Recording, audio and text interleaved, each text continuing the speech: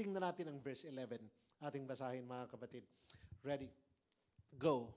You also helping together in prayer for us, that thanks may be given by many persons on our behalf for the gift granted to us through many.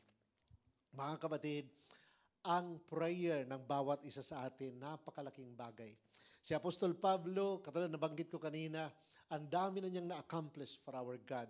Nangaral ng salita ng Diyos, hindi lang basta nangaral, pero siya pa ang sumulat halos sa lahat ng mga epistles. Ang daming revelations mula kay Lord na ang kanyang buhay, ginamit ni Lord mightily, panyo lang pag dinala sa isang may sakit, ang may sakit gumagaling. Hindi dahil ang panyo niya ay may magic, pero yung anointing na yon na nakakonect kung saan yung panyo niya nakalagay sa kanyang, nakadikit sa kanyang katawan, yun ang pinadala. Yung mga may demonic oppression na set free, handkerchief lang niya ay dinala. Yung iba ay handkerchief niya ang gustong bilhin, pero wala doon sa handkerchief. Doon sa presence ni Lord, sa power ni God. Bakit? So much pain ang dinaanan. Kaya naman, praise ang napuntahan. God moves us from pain to praise so that we would be able to be a blessing to others. God uses suffering in our lives to bring glory to His name. Kaya kung meron mang suffering na pwedeng daanan ng bawat isa, ang ending niyan, glory to His name. Ang glory sa Kanya mabibigay. Lahat ng ating pinagdadaanan, it is for God's glory.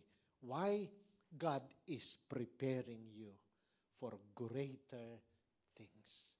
God is preparing you for greater things. Sabihan mo nga ang iyong katabi, God is preparing you for greater things. Yan mga kapatid, ang reason why we have pains. God is preparing us. Parang sundalo, kaya yan pinapagapang, kaya yan pinapa-squat, kaya yan pinapa-push up, kaya pinapagawa ang lahat, nakakasakit sa katawan, preparation for great things. Ganon din naman sa atin. Pinapatibay tayo ni Lord. Pain, ganon si Pacquiao, nagpapasuntok, pain pa more, para magkaroon ng wagi at panalo. Pero yung hindi, nagpapapain, talo agad. Isang suntok lang, hindi kaya. Pero yung nagpapasakit sa katawan, kayang tagalan anumang pain, because we know that pain will lead us to praising our living God. Again, God is preparing you for greater things.